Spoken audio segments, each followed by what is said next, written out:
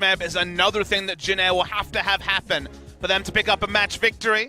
Most impressive champion recently for Pawn has been the Corki, and it's also one of the few proactive picks compared to the Orianna and also the Victor that he's been playing pretty commonly. So it might be a smart ban, and on Blue's side, you do have that extra flexibility. Yeah, Jin Air going to jump straight towards that one. Going to be Gragas away from score as well. So we're targeted. We're getting personal now with these bans. Super personal, Pop Smithy. Is Caitlyn very generic, and KT probably going to look at something like a Zac for ban number 2, and that one's going to be locked away. And then now, what do you have latitude to ban away with the third ban? Because it seems like Jin Air are efficient for those OPs, whether it's the Kalista or the Elise, Rek'Sai. Rek'Sai's a big pick for them usually. They'll actually ban the Rek'Sai. Ooh, could it be looking for something like an Elise first pick here for Jin Air, unless KT ban that one away? Will then leave the Lee Sin available for Umpty. Won't have as many options for score. KT is saying, okay, with Rakan banned away, Kalista is of lower value than before, is what the gambit that they're putting. You have Elise and Lee Sin available, and Jin Air are definitely on the Lee Sin side of the coin, with Umpty being great on that pick. So they could have just gone for the Kalista, but compared to our first series, Elise could also be considered as a first pick and will surprisingly be taken here. Yeah, Umpty's going to lock that one away. Of course, don't want Score to have access to the Elise at the same time. I mean, his Elise has always been feared. And now with 2 big picks available, you've got the Galio there and Score. I mean, Kalista makes a lot of sense here. They can final round. Oh no, it's going to be the Thresh. So another pick that has seen a lot of priority means that the enigmatic Galio from our prior series is not going to be as enigmatic, as Pawn's probably going to be picking that one up. But and these have been high win rate champions for KT. Mada has come back into form as one of the world's best Thresh players. Oh, yes. 7-2 on the season. Pawn 5-0 on Galio, but we just saw a series where Galio was flexed. Still heavily expected to be mid lane in this game, given that support is no longer available, but outside chance we'll see some shenanigans. Well, Umpty's going to lock away the Lucian, so they're expecting the mid lane Galio most definitely there, Pup Smithy. I have a feeling Skuzan will most likely be taking that gentleman up against the Gargoyle himself. One of the reasons why Galio is so strong for KT is that they really do try to push things very hard in the mid game, and Galio's that extra insurance on the turret dive alongside Thresh. So if they can unlock Mada from the bot lane, also have Galio rotating first, it allows them to get the turrets, allows them to get the bigger objectives, and blow open the game earlier, because they have been prone to those predictable mistakes in the mid game. Now what I really want is Jinx or Kog'Maw to be locked in. So there it is, the Kog'Maw is going to be picked up. So Deft has been learning from his Korean ex-compatriots. It's a pretty LPL draft. Kog'Maw may not be first pick, but it is a draft that... Chinese. I believe I just said Korean. That's, yep. It's just very confusing. Sorry about that, Pop Smithy. Continue. It's now the sort of draft that can kite backwards. It could be engage heavy or disengage heavy, depending on where the last round of picks goes. But it is a Kog'Maw-centric draft, and Kog'Maw does well into the Kalista, and the 2v2 can just hang back and usually will trade up in autos, especially if his support is there to disengage. So comfortable enough to draft the Kog'Maw. Kind of predicted there'd be more and more Kog'Maw priority this week after seeing the results at Rift Rivals. And now Jarvan becomes pretty hot topic here for KT Rolster. Would like to be able to the Cataclysmic entrance, but they're just going to ban that one away themselves. So, I mean, this is why you're the analyst, not me. Kind of high value on both sides. You could understand it as a meat wall for the Kog'Maw to free hit behind, but also as a champion to get into the back line and contest the Kog'Maw. Yeah. When you have Smeb, usually you don't necessarily have to respect something like a Jarvan because he can just pick Renekton into it and boss them around. The Jarvan remains banned. A lot of Score's comfort from the jungle has been banned away as well, so he probably has to go pretty low tier in terms of jungle picks. Something like the Nidalee is a possibility. I like the Primal Surge plus Kog'Maw. That's exciting, and that's going to be locked in. So Score certainly jumping right into the bottom of the Santa Sack.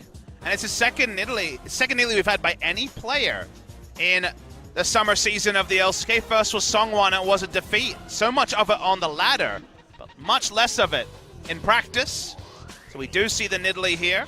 I mean, how many junglers were banned away? You've got Zac, Jarvan, theoretically, Kha'Zix, Lee Sin, Rek'Sai, and Gragas. Like, that is most of the jungle pool, and then Elise picked up. So, yeah, you do have to dig pretty far.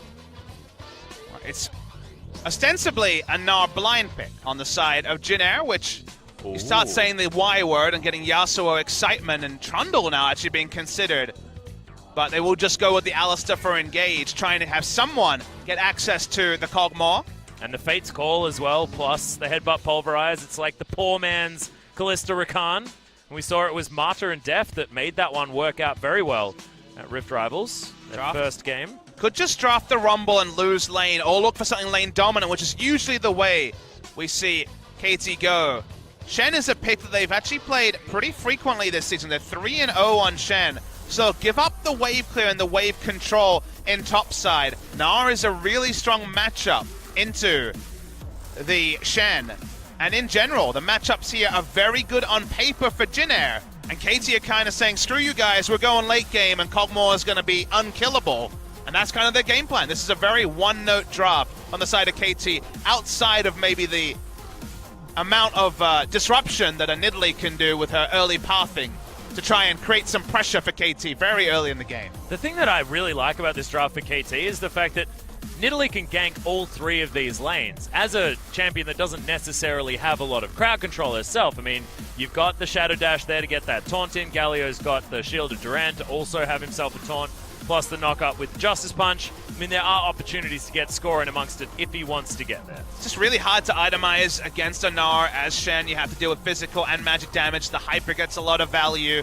All the damage has to come through from Deft unless Nidalee gets a massive lead. And there could be pressure in 3 lanes from Jin-Air, which, on the one hand, like you say, maybe that means hunting season for the Nidalee. But on the other side, it could just be the sort of pressure draft that teams have been looking for the better part of a year. Yeah, it's really scary stuff from Jin-Air. KT putting all of their eggs into the Deft basket. We'll see whether he's going to be the one to take them over the line or whether Jin-Air are going to keep their clean streak going. Let's do it. Let's hop onto the Rift.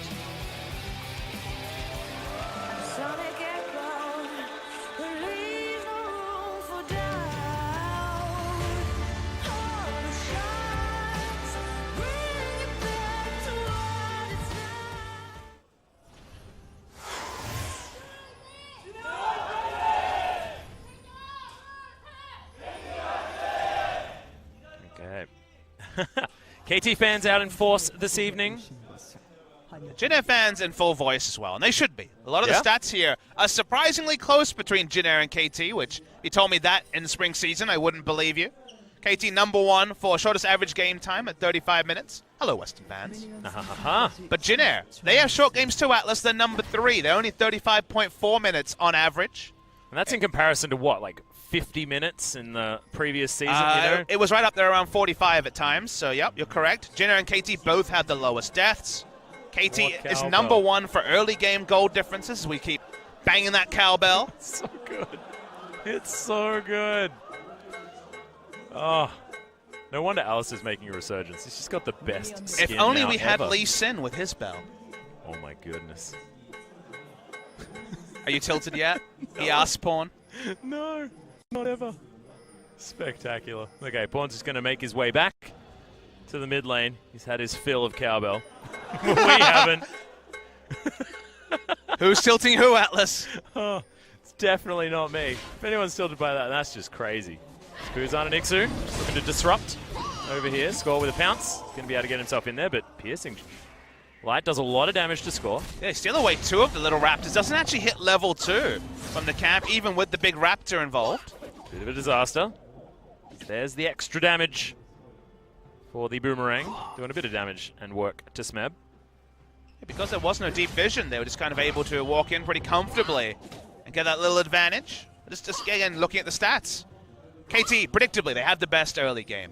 1,200 gold lead at 15 minutes on average. Jin-Air's 3rd in that stat as well. So in terms of statistically, Jin-Air have been matching KT in the early game in pretty amazing fashion given their earlier reputation. And it's a sort of game where now they have the pushing advantage. Now they have the pressure advantage in multiple lanes. So we'll see if the stats can translate into the sort of early game lead that Jin-Air have largely picked themselves into.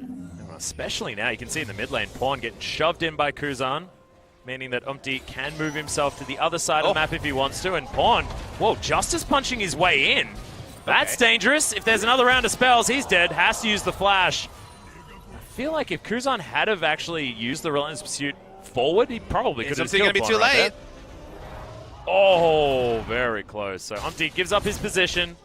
Score knows that he's well and truly safe, but that was very dangerous. Pawn's going to teleport back in. And Pawn's a sort of madman that makes plays like that, which force the enemy mid laner to assume there has to have been the jungler in the area because of how brazen Pawn was. A flash auto and he was dead, and yet he took the sort of trade that very few other mid laners would take. It's not complete madness, it's just the way Pawn plays, but it gets him. He's able to bail out, teleport back in with a refillable pot, and try to retain some normalcy.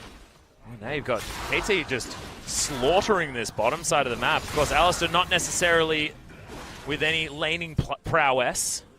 Not early, especially, as this time Nidalee's got the inside track to mid lane. Yep, Justice Punch is going to be avoided, but Kuzan, gets hit by the spear, has to flash. Score is going to get himself a free back and a free flash out of Kuzan. Okay, now KT continue to put on the pressure, trying to clear out wards and get some more damage onto Snowflower. I feel like he should just sit back and bang that cowbell. What is he doing? Walking around in circles? That's not helping anyone. Trying to have a lane presence, and I agree with you. I think the cowbell would have more lane presence. Yeah, so much more lane presence. It's the psychological game. That's what you need to get in amongst. Okay, so we're going to teleport back towards the top side of the map. Not wanting to do it too aggressively. Score is up towards the top side of the map, so understandable. He's slaughtering the jungle right now as well, Score, so we'll take down Krug camp, now move to the second round of Raptors. The nature of Nidalee has a lot of always has a good time with the small camps. The Krugs in particular are a great spot for him to power farm through the jungle. Also Score known as a pathing jungler as well, so Nidalee lends herself to creative jungle paths to make sure that you can optimize based on what's available. So good to see. Gets himself an extra book as well as his tracker's knife. He really wants to clear out as many camps in the top side early. It's going to be the more difficult side for him to return to. Ostensibly, because Gnar can continue to push in the Shen, it should be pretty easy for Elise to path around top side, contest enemy red, get vision around the Rift Herald when it spawns, but in the early game that's a lot more difficult before items are complete. Well, speaking of difficult, Umpty not going to be able to find a gank here. Clears out a control ward though, and Score is going to move on over. Vision available, so they know exactly where the French mate is. They're going to find another ward as well. So pings down on the junglers. No one's surprised about where they are at all. There's Ixu and Smeb on well and truly an island up here towards the top side, and Smeb's wishing for some minions to pay some attention. Wishing Riot would revert the latest buff to Gnar as well. Yeah, this makes his life more painful. Boomerang actually with 3 points in it did a bunch of work. Gonna pick up the Ninja Tabi, I imagine, with his first purchase. Balmy Cinder, still not gonna have enough combat stats on it to be willing to purchase it early, but probably still gonna be a Sunfire in this game. Yeah, I'll see where Smoke decides to go. Of course, could be in the Tiamat mindset. Just say, well, I'll just clear out this wave as quickly as I can. It's usually the Shen way, but push for the Smeb Shen way, but risky. Now, that's a huge mini wave the Snowflower has to deal with. Look at Def. Pops that W by Arcane Barrage doing some work. Okay, Snowflower does need to be careful, and keeping an Alistair low is a very good idea. Not quite approaching that level 6 mark just yet. Crucially, it's as the Nidalee is pathing around bot side as well. Yeah. Don't have any vision in the area. Now put down a very shallow ward. It's actually just going to face check this one. That was cute. Fadeaway jump shot there as Ixu doesn't have anywhere near his Narbar complete, and Umpty's going to make his way in. Back pings coming out of KT, and so far it's been some very controlled League of Legends. Oh yeah, that's going to go very wide. Shadow Dash still available for Smeb. Still has his flash as well, so he's A-okay and not a lot of mana on Umpty, so he's going to head back home, tail between his metaphorical legs. Yeah, Umpty just got surprised when he saw Smeb and lost his core, missed the cocoon, and that meant no chance to pick up the kill. I, of course, meant metaphorical tail. Spent a lot of time on a plane and didn't get a lot of sleep, ladies and gentlemen. I apologize for not being able to words very well. You're doing the OGN special, casting off a plane. I'm looking forward to I'm actually on the plane, guys. I was green screened in. You're going to have your own glad plane, sad plane interaction. I, for one, hope it goes 3 games to see your own personal hell. Oh, no, I love it. Don't worry about that. You guys are the ones that have to deal with me not being able to speak words. This is exactly where I want to be. I've been such a Jin Air fan recently. It's fantastic watching them up against KT that on a good day has been easily one of the best teams here in the LCK. It's a huge test, especially after the 2-0 that KT were able to perform earlier on against Jin Air.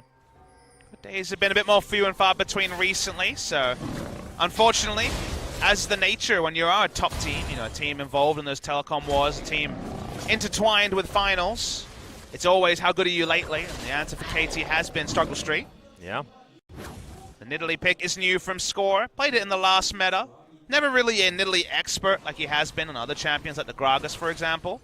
But his famous interview he gave once was that Nidalee was so overpowered he had to play it. And it's not really the case now, it's just an option with so many junglers banned away. Well, now Fate's Call available. They're just waiting for the Unbreakable Will on Snowflower, and Score already set himself up. Try and get this gank. Trying to bait in Mata. Okay, sneaks his way forward, but there's pings now. Yeah, I believe he was spotted. So Score just allows Deft to freely farm this one out and gives Mata the opportunity to clear out vision. So still success on the bottom side, even if it is just mild. Well, the Kog'Maw to get a pretty free lane, and we know exactly what KT want to be doing in the late game. Very interesting time to choose to vary up their style. A team that has for the longest time played with no tank, played with a very early game focus, trying to grow a big gold lead and then just win with low initiation in team fights. Now they go for strong CC. They go for a soul carry. Single damage dealer next to the jungle Nidalee. It's a very different style of comp on the side of KT Rolster, but it's also the sort of range you need if you want to be challenging for the LCK title. Yeah. I also like the adaptation, and speaking of which, Mata's going to make his way in. Good flay back as Kuzan has to use the flash, and nice juke gets himself out of the way. That flash seems to be on permanent cooldown, and Kuzan just has to play more defensively. Can't put the pressure on Pawn as much as he has been, but still able to get a 16 CS lead here in this lane. Really no loss in the bot lane. Kog'Maw can just come back into lane happily, even without his support. Lane was pushed up by the Kalista. It's not going to be a massive buy either, just the Berserker Greaves on recall. So apart from really holding the Shen in check, it's been pretty standard stuff from the side of Jin Air, and it's not like Ixu's been able to grow a gold lead. Pushing in the Shen is only really important if the jungler is able to get value out of it on that side of the map, and for now, there's not been a lot of pathing around top side, although they did get some nice wards the last time around. You can see Ixu now wave shoving towards him. So, he uses the bounce. Yeah, he's going to go aggressive. Oh, there's the spear. That's going to land immediate flash, but good wallop. Stops Score from being able to get anything else. They get the flash, so still successful gank. And now Unti wants to make his way in for a potential counter. No vision available, wants to find a cocoon, but actually just going to help shove this wave back. Timing there was so split perfect. Saw the jump be used by the Gnar just for an extra bit of damage, and thus the attempt came in from KT. We'll just get a recall, and one recall's interrupted by Score. Max range spear. Yeah, actually looking for more as well as Umti possibly to get interrupted by another spear.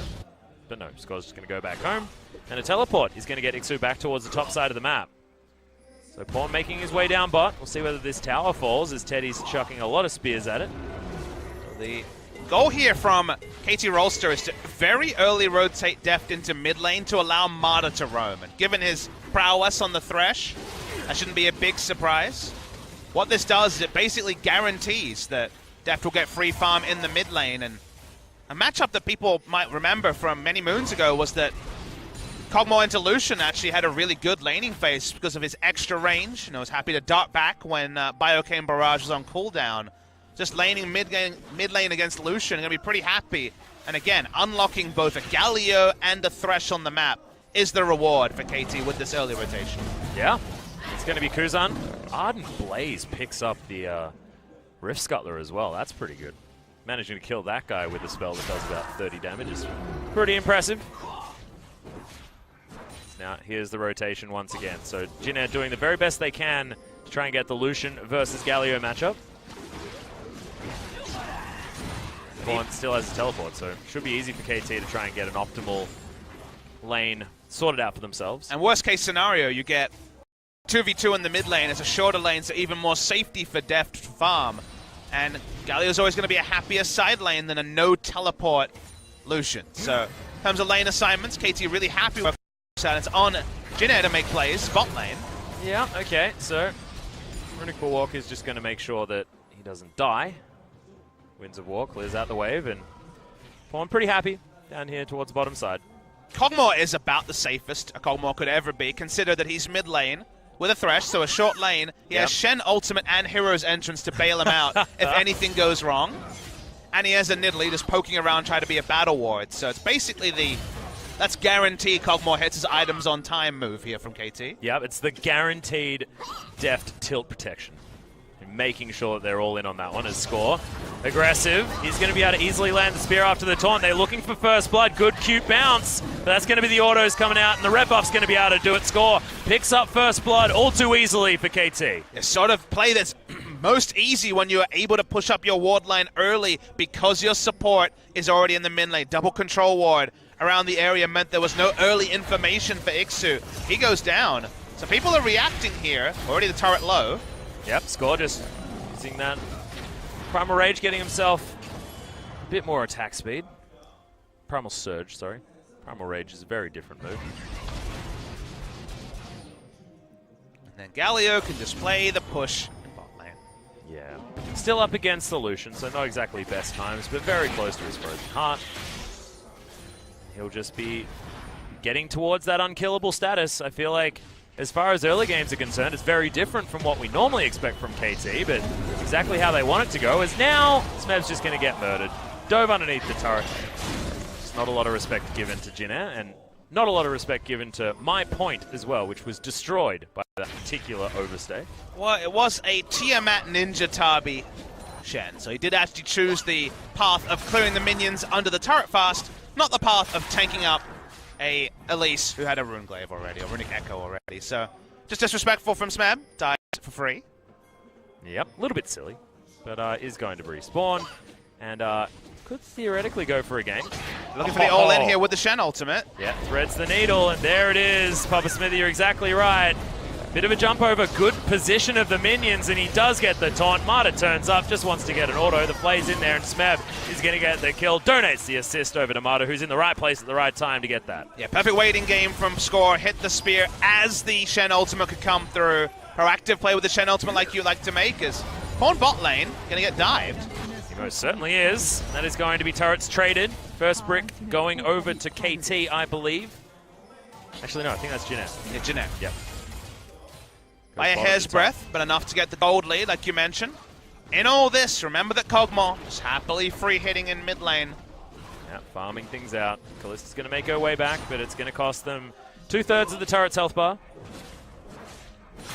So the way this game works, basically what Jin Air want to do is, at this point they're like, okay, we're screwed. We have to give Kog'Maw free farm. That only matters at 3-4 items. Still 2 items does heavily favor Jin Air, as the Hurricane should come in for Teddy, and they can do some pretty disgusting things in team fights. They get a Gnar ult as the free-hitting Hurricane Blade, the Ruin King. Kalista can really take over the game. But then it relies on you also having ward control and having exclusive vision as 2 items comes through. And KT have already prepped vision. We saw their great play around top side. They've had Thresh with free time in the mid lane. It's definitely going to be a difficult path for the side of Jin Air to navigate. But that's what they want to do, is force 5v5s the moment that Kalista hits 2 items. Well, getting closer and closer to that point, Papa. As the dragon does fall down in favor of Jin Air. So Mountain Drake, definitely a good one. Something that I could imagine KT would have wanted, given the fact that Kog'Maw adds so much to Baron damage. Let's talk about Baron damage. Gnar, Hyper, Kalista, 2 items as well, and a Lucian. So Baron for Jin Air is going to be a big thought as well. Yeah, Blade of the Ruin King, Lucian as well. Exactly right. I was looking at the wrong team. Guaranteed. Jin Air have a 30, I would say 18 to 25 second Baron at 20 minutes if they want it, so maybe even faster. They have an Elise as well, so their Baron speed is super fast. Snowflower actually able to tank it pretty effectively, and his ultimate gives him AD. Not anymore. Oh, no, not anymore. AD's gone. The Trinity Force, Infinity Edge, Alistar is no more. Damn it. Worst time to be alive. AP Alistair still lives, though. If we do see Ultra late game, I'd like to watch the Alistair heals in the late game. We were casting Alistair from Mada when he was playing at Rift Rivals in late game. What was it, 400 health? 450 AoE heals after the buff came through where Alistair no longer healed his allies for half. They get the full value. And that means that when he does proc the heal, it's a pretty impressive AoE heal. Yeah. Snowflower going to be banking on that potentially against Deft's machine gun damage. Now has himself his recurve bow. Heading towards a hurricane of his own. See whether Deft is in the mind to go for something like a third item Rage Blade, or whether it's going to be an Infinity Edge like some of the Cogmores have been going towards. He turns up top, Smeb gets the heck out of dodge. Deft is starting to demonstrate that he is getting stronger and stronger. It's not like Teddy has massive wave clear in mid, so Nidalee comes in, helps them push, and then starts to roam to clear up some wards. Deft continuing that mission of free CSing. Yeah, Kuzan and Smeb battling each other out. Got Titanic Hydra done here for Smeb, so he does a lot of damage. His score jumps over to the side, nowhere for the itsy bitsy spider to go, and once again it's going to be Mada picking up another kill contribution. Deft flashing himself over the wall as Teddy tries to get in there. Fate's Call gets Snowflower right in amongst it for a headbutt, as he does have the ultimate running, but it's just not enough. It will run out, and Deft should be able to grab himself a kill. Decent stun comes out. Teddy survives, but Kuzan very low, and somehow KT members all survive. It was a really poor decision to flash over in that scenario. Very easy for Deft to also flash, and they didn't have any more threat on the backline, even with Alistair being sent in. There's just 2 kills from the side of KT. Nothing for Jin Air to pick up. They lose map pressure as well. They want to turn to Rift Herald, but it was despawning. You see the replay here, and Score hits the first of the spears, and they do so much damage to Umti. Looks like he was inevitably going to die. Deft is caught in transition. They think, okay, we're going to be able to squash the bug. There's this deep sea Cogmore. But after this point, getting the kill is pretty impossible. He's jumping into an area where they don't have vision, even though Snowflower is granting it by being in the area. And there's also Shen ultimate. There's also Galio controlling space. It was the wrong decision for an AD carry to jump over there, and that's why Jin Air don't manage to trade up. Yeah, and Snowflower had also just pulverized as well, so it was on cooldown, and they couldn't do the bouncy castle after the Fate's Call knock-up as well. So it wasn't the double CC, it was just the one, which just allowed for a little bit too much damage and too much space to be gained by KT as well. A bit unfortunate there.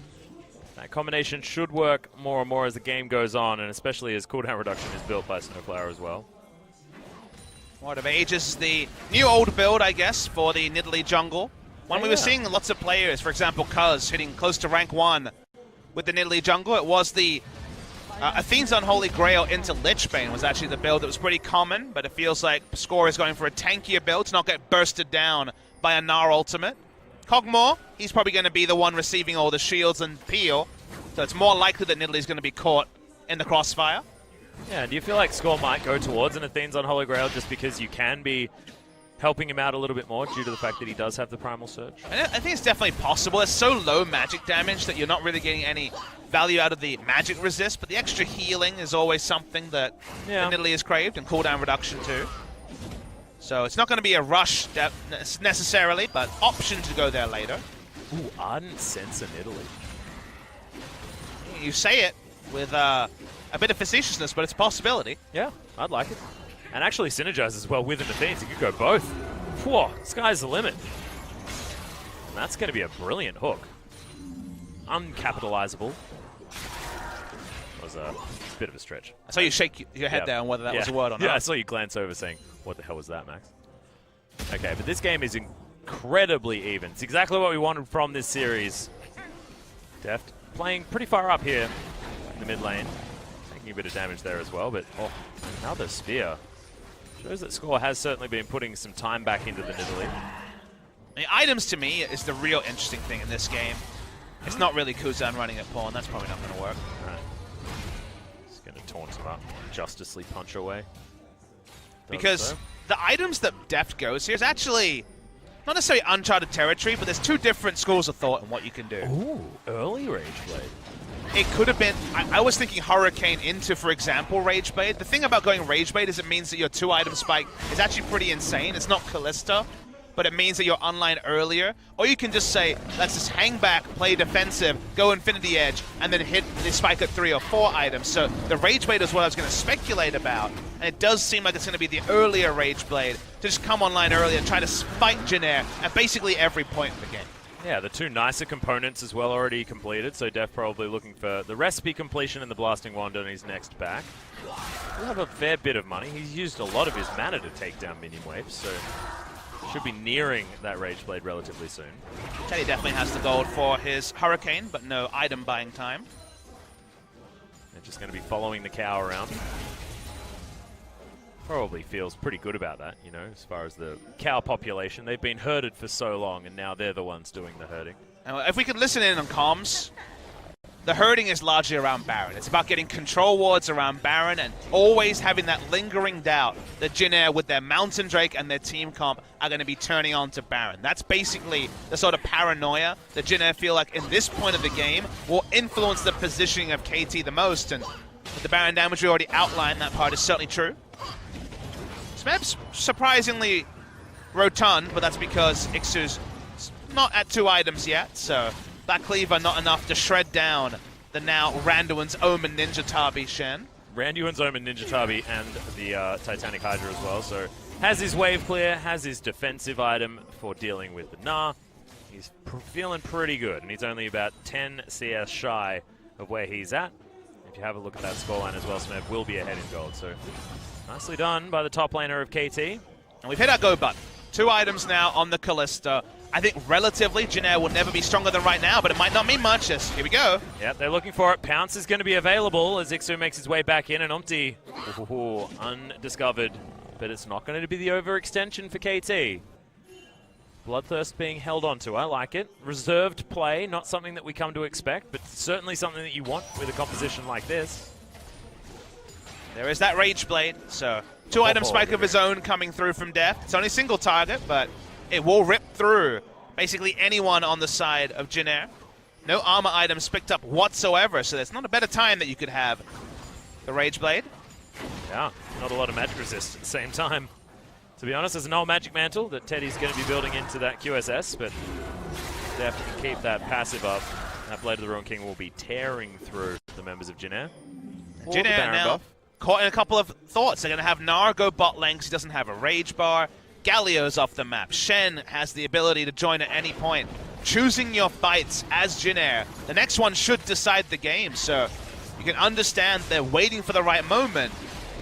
Killing Deft through double summoners, Thresh, Shen, and Galio is going to be one hell of a difficult thing to pull off. Shen's now vacated the bottom lane. Ward now walked over by Umpty. You could have KT just walking straight over to this Baron because the Spider Lady, well and truly out of position. Now KT actually looking for some sort of pick as Snowflower going to make his way over. We'll clear this ward out, and KT are playing this one very patient. Many Gnar just being transformed into by Ixu, so KT feels stronger and stronger to walk up. Okay, Pawn takes an auto attack. As there's the hook, lands onto Umpty. He has a repel, knows that it's not going to be him that's going to be taken down in this fight. Doesn't want to go overly aggressive. Such reserved play from KT, which is definitely not what we expect. There's that heal that we need to be aware of from Snowflower. Not necessarily doing so much at this stage of the game, but will be improving. You just want to break the outer turret. Starting a Baron when you have outer turret up is almost impossible. And what the Vision and Minion Wave will provide you, so they finally take that outer mid lane turret. And now all the Baron control that Jin Air had for the majority of the first 22 minutes completely gone. Red control wards all around the Baron. And Jin Air kind of have spiked, but really have no way to translate the early itemization they have. They haven't found an angle for initiation. Then the result is that KT continue to stick the landing, and Deft continues to pile on CS. Yeah, pile on CS as well as get enough pressure to take down that outer turret in the mid lane. Now they're able to move their ward line up, which they've already done, ticking all of the checkboxes of KT. Slow and steady is winning this race, and it's confusing. It's not something that you really come to expect from this team, but it's a good look for them, especially with this composition.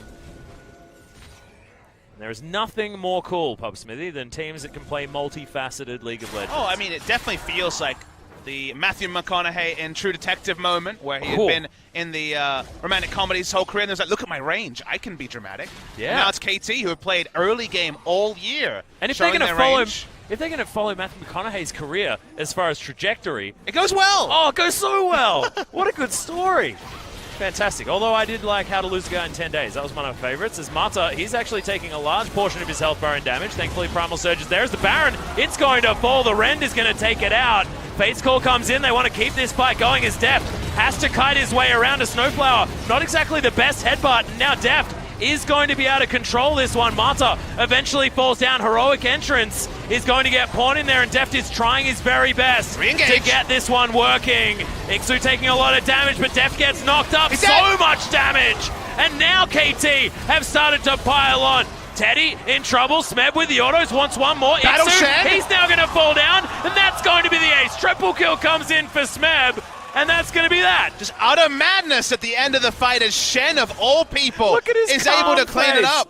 Smeb's seen crazier things before, but I don't know if we have everyone so low that the AoE from the Titanic Hydra and the exploding Acathian surprise is enough. And KT win a fight when this was probably Jin'e's best time to fight.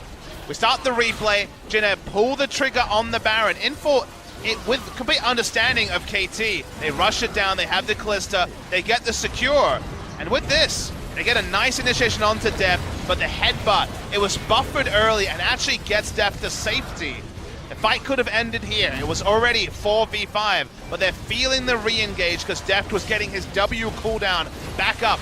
Re-engage happens, he can hit the front lines, turns on, is assassinated by Kuzan, but then everyone's so low that of all people, Smeb is the cleanup crew. Yeah, and he's just so tanky at this stage as well. It just shows that KT, they don't often have themselves in these situations. Smeb's often on a rumble or something like that. He would have been dead long earlier, and now he's got his Knight's Vow done. He's got his Spectre's Cow there as well. He's 5-1-3. He's ahead in farm. And the Shen, not only is he now going to be a split-pushing threat with a lot of wave clear with his Titanic Hydra, but it's going to be unkillable when he turns up in these fights. Yeah, he's not dying anytime soon. As you say, he is ready to be rotund in a team fight.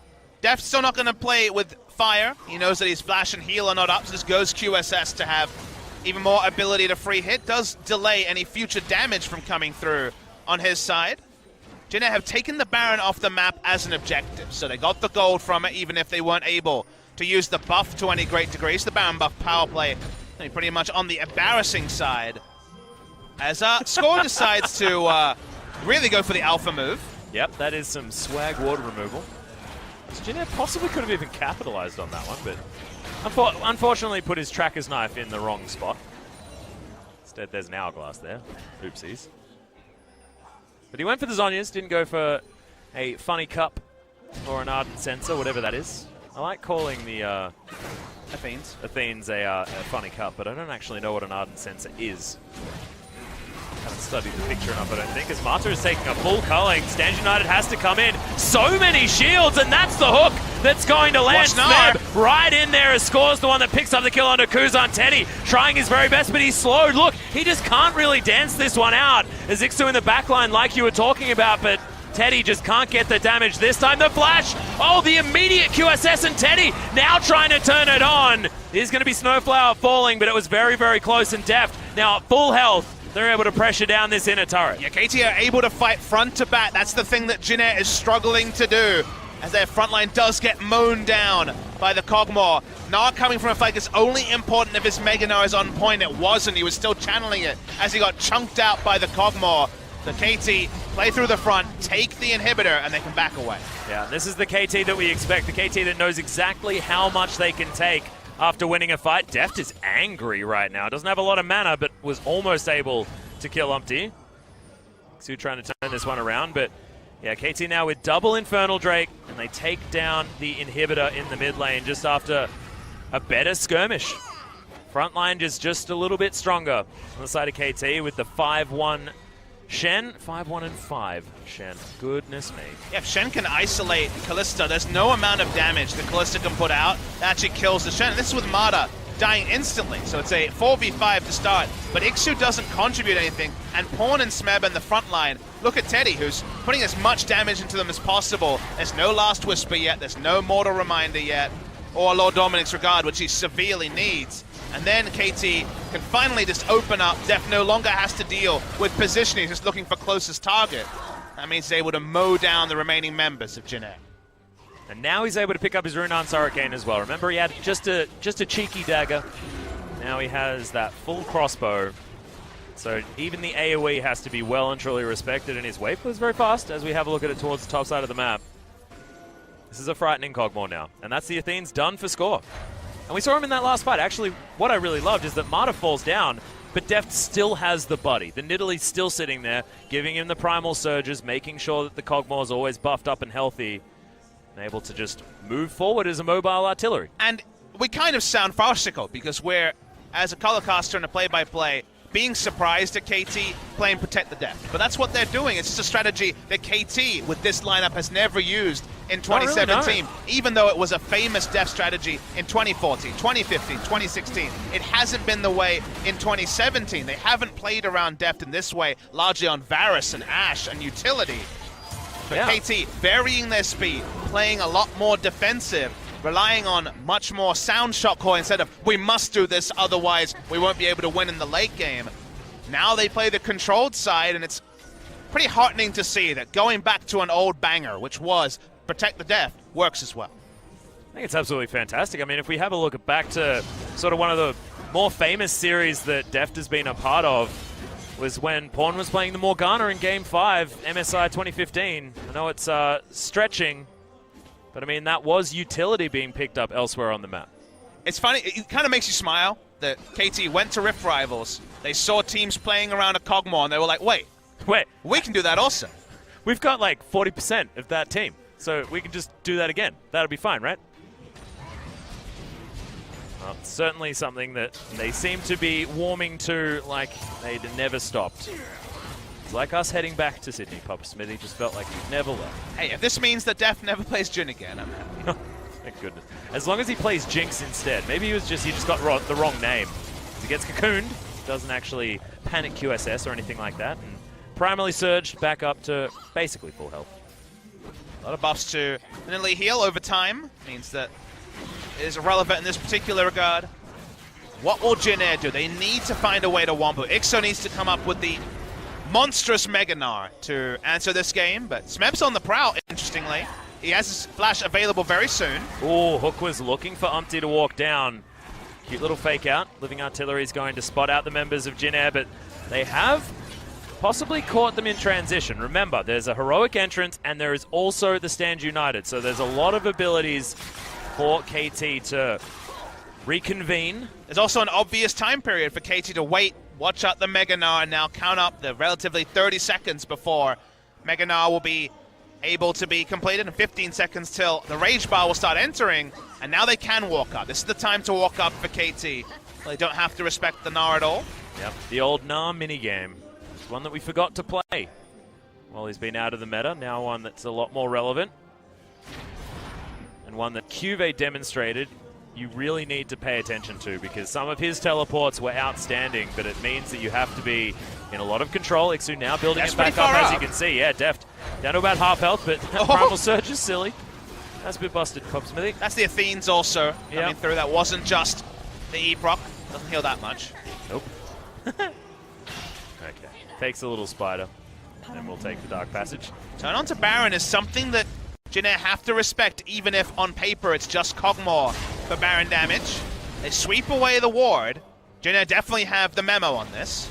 Yeah, Marta's going to set up the box. Smeb's here as well. As the Sentinel's just going to watch the Baron fall down. I just don't know whether Umpty can make his way into this pit. Does have the flash available as Redemption's coming in. In goes Snowflower. It is Score that locks down the Baron, but Marta's down very, very low. Pawn right in amongst it, just playing that big body in the front line as Marta wants to get the CC in the back line. Massive Gnar, and the Wallop's good as well, as Pawn almost manages to Justice Punch his way out, but the Gnar is traded. Marta eventually falls as Deft trying to eat the honey fruit and get himself back alive. He's got a lot of damage. Good cocoon is going to land as Yep, Snowflower, the three-man pulverize is beautiful as Deft is knocked back. Oh my god, Teddy almost does it, but he doesn't. It's going to be the double kill for Score and the teleport for Smeb. They want to get right in amongst this. It looks like it was Jin Air's fight, but they just can't take down Kongmo with his lifesteal, with the Knight's Vow, and every other buff on the side of KT. They're just about able to ace the side of Jin Air, and they're looking to end the game. Yep, that's going to be the next inhibitor turret. Mid-inhib did come back up again, so they're just going to make their way through the top side. Remember, the Baron is still on top of them. The bot lane's for some reason going down as well, but who cares about that? Because Nexus turrets are falling. It was another ace for KT. It was a different play in their playbook. Seems like going to Rift Rivals certainly worked out for the team. The one team that was able to get the victory in the final. They've taken it back to the LCK. And is it just a one-off, or will teams in the future have to consider banning the Kog'Maw? Because Atlas, you made an important point during this series. If you ban away the Kog'Maw, why can't he just go to Jinx and do a lot of the similar things? It wasn't Juggernaut, it wasn't a Lulu and a Kog'Maw in the front line. It was just a super tank composition. And what do you have to ban to stop it? Is it the Galio? Is it the Kog'Maw? Because it feels like the Jinx fits in pretty cleanly as well. And if they're willing, I mean, Deft has got so many champions. And if they're willing to rotate the different champions in, but focus on clean early League of Legends with smart warding, and also a rotation. Remember, they actually put their dual lane and mid lane super early to guarantee the farm. If they're willing to use all their resources to baby Deft through, his late game team fighting is the one area that's never been under question. Oh yeah. It used to be only his late game team fighting, and that didn't change. He just got really good at laning as well, Papa Smithy. That was what we were talking about back in China. It's only improved since then. Unless he picks Jin. This fight was insane because you saw the members going down. You think, okay, it's going to be Jin Air cleanup. But watch the turn. Huge Shen taunt into 2. And then dies because he had a max range spear. And there's a single auto from Deft. Kuzan and Teddy, both pretty healthy. But Smeb is just a monster. He's killing people on the Shen with just auto attacks. His Titanic Hydra somehow annihilating people. Yeah. Shen Smeb was the true damage carry. The massive battle Shen. And it just shows that Smeb, it doesn't matter about which champion he plays. He's always going to be a carry. Never a potato tank towards the top side of the map. Always able to get the damage down. What I loved about that last fight was that the communication is obviously there. Deft obviously let them know exactly when that Bioarcane Barrage was back up again, because split second and they turned back around, you know? And it might have also been Smeb being able to communicate that he did have that taunt back up one more time, but a lot of questions, and we'll see whether Jin Air is going to be able to answer them when we get back after the break.